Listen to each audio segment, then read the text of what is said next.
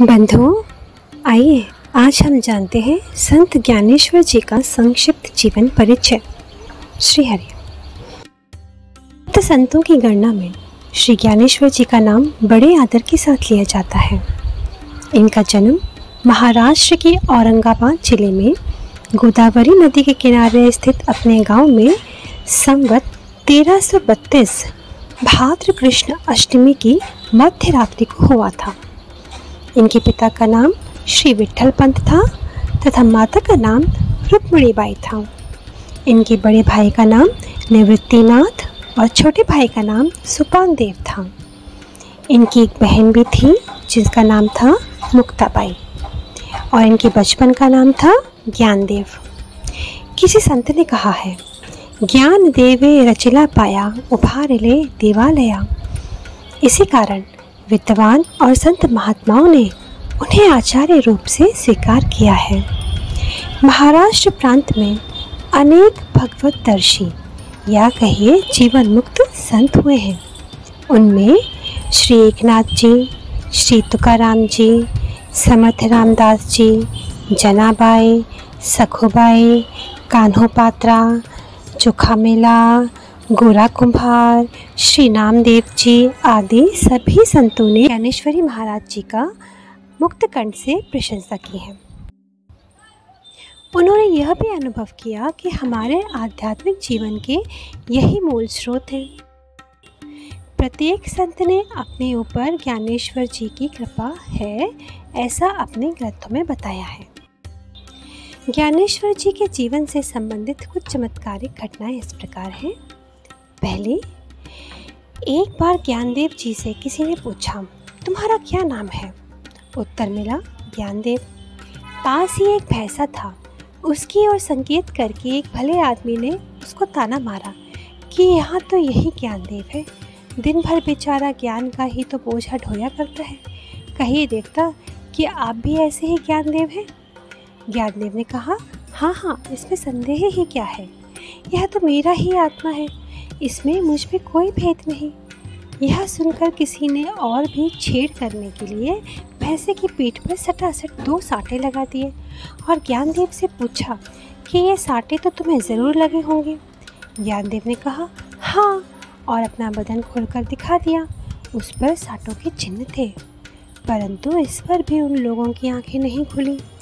एक सज्जन बोले, यह भैंसा यदि तुम्हारे जैसा ही है तो तुम जैसे ज्ञान की बातें कहते हो वैसी इससे भी कहला के दिखा दो। ज्ञानदेव ने भैंसे की पीठ पर हाथ रखा। हाथ रखते ही वह भैंसा ओम का उच्चारण करके वेद मंत्र बोलने लगा। इस संबंध में तुकाराम जी महाराज कहते हैं, जया चिए द्वारी सोनिया चा पिंपल, अंगीरों से बल रेड़ा बोले। दूसरी, एक दिन एक ब्राह्मण के घर श्राद्ध के अवसर पर ज्ञानेश्वर ने ध्यान करके आगंत व्यम कहकर उसके पितरों को सशरीर बुला लिया और उन्हें भोजन कराया। तीसरा, 1400 वर्ष के तपस्वी चांगदेव के स्वागत के लिए जाना था। उस समय वे दीवार पर बैठे थे। इसी दीवार को चलाकर ले गए। चलाविली, जड़ भिंती, हर बिली, चंगाया चाय, भ्रांति अनेक सामर्थ्य युक्त घटनाएं थीं, किंतु विस्तार भय कुछ ही घटनाओं का उल्लेख किया गया। नेवा से नामक स्थान में ज्ञानेश्वर महाराज ने ज्ञानेश्वरी का भाष्य कहा था, जिसे लिपिबद्ध करके गुरुतर दायित्व सच्चिदानंद जी ने निर्वाह किया।